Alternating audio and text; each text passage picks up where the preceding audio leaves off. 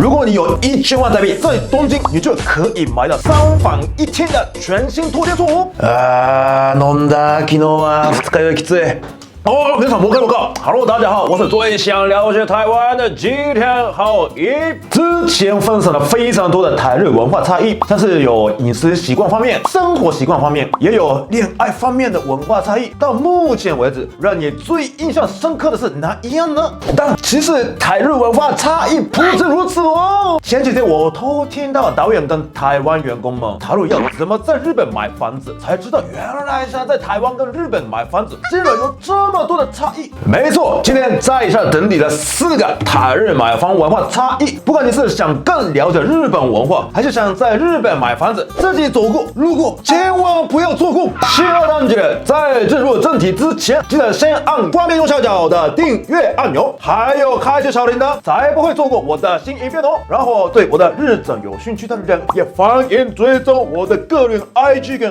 FB。那我们开始吧。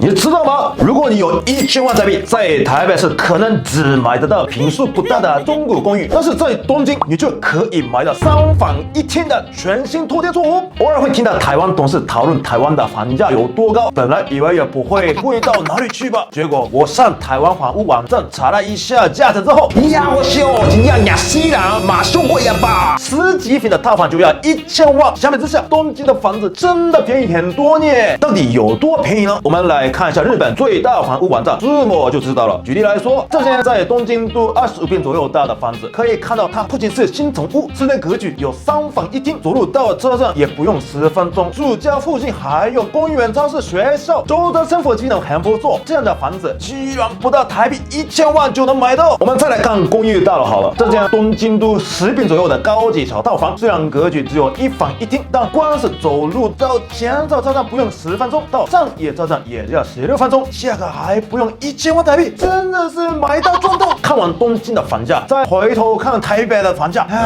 只能说现在的年轻人生活真的不容易，也难怪这么多台湾人都喜欢在日本买房子，因为不得不说，台湾的房子真的贵得太夸张了。之前 Misako 桑跟我说，台湾人买房子很注重风水，他在日本租房子的时候也会注意很多居家风水问题。举例来说，就是4很像死的谐音，所以要避开4的房号，也不要住在4楼，然后转的床位方向也不能对窗，因为古代的人或是出殡的时候角度会朝向门窗，所以不吉利。在家里最好不要摆假的植物，因为听说会引来烂桃花或是虚情假意等人，所以摆真的植物会比较好。除了这些以外，还有一堆什么穿心煞、穿藤煞，一堆有的没的煞。听到这里我头痛，台湾人也太麻烦了吧。相比之下，日本人其实不太迷信风水。日本的希腊北編集部在2020年曾经做过问卷调查，想知道相信风水的日本人有多少比例。统计的结果显示，只有不到28%的日本人相信风水，也就是说，相信不如说是讨个吉利。像是有考试跟比赛的时候会吃猪排，因为猪排的通卡子跟胜利的卡子念法一样，或是用红色的钱包可以招财。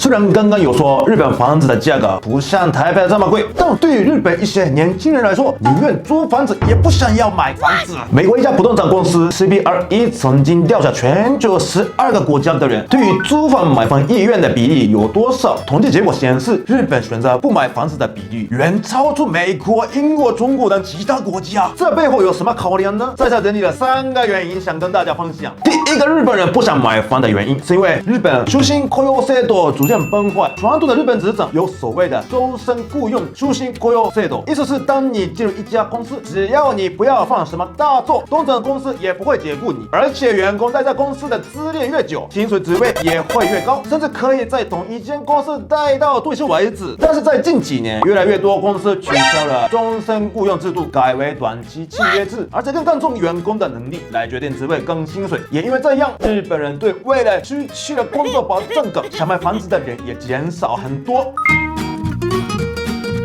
第第二个日本人不想买房的原因，是因为工作可能会被调职。日本国土面积很大，有些大公司可能在本岛、九州、四国，甚至海外都有分公司。即使你今天在东京工作，有可能明年就被外派到九州，后年再被派去哪个海外国家驻点。公司的秘密你也不一定能拒绝。如果你买了房子的话，处理会非常麻烦，这是造就日本人不想买房的其中一个原因。再来第三个日本人不想买房的原因，是因为日本没有成家立业的观念。听台湾员工们说，传统华人社会很看重结婚生子和成家立业，在挑选另一半的时候，第一项条件是经济能力稳定。有些人甚至觉得最好要有车有房才敢结婚。但是反过来，日本人其实不那么看重买不买得起房子。日本的 Wedding Park 公司在2020年曾经做过问卷调查，想知道对于未来的结婚对象在意哪些条件。统计结果显示，第一名居然是要温柔体贴，第二名是能自然相处，第三名性格跟价值观要合。大家有注意到吗？前三名没有一个跟经济条件是有关系的。对很多日本人来说，结婚跟买房并不会画上等号。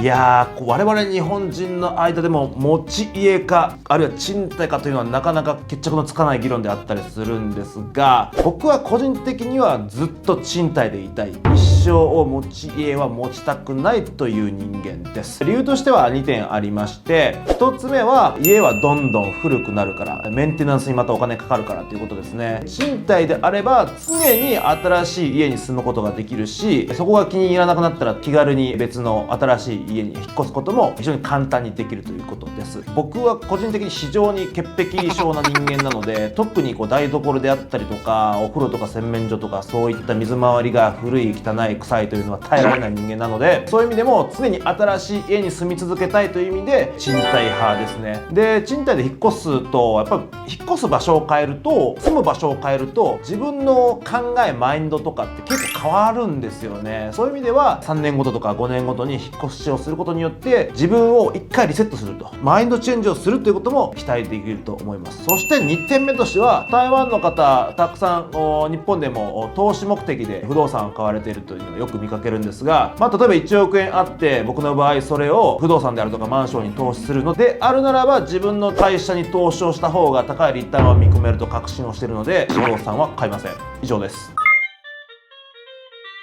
今天跟大家分享的3个台日买房文化差异，其中还分析了我觉得日本人不买房的原因。大家认同这些想法吗？你是买房派还是租屋派呢？我也很好奇大家的意见，欢迎你们留言跟我分享哦。另外，我们也在脸书成立了自己的日本选物社团哦，原选来自日本各地的特色商品，只送台湾。欢迎喜欢日本小物、日本商品的大家在 FB 搜寻“林手不脸书社团”，进来关关哦。最后，喜欢我的频道，别忘了按赞、订阅，还有开启小铃铛。那我们下次影片见，拜拜。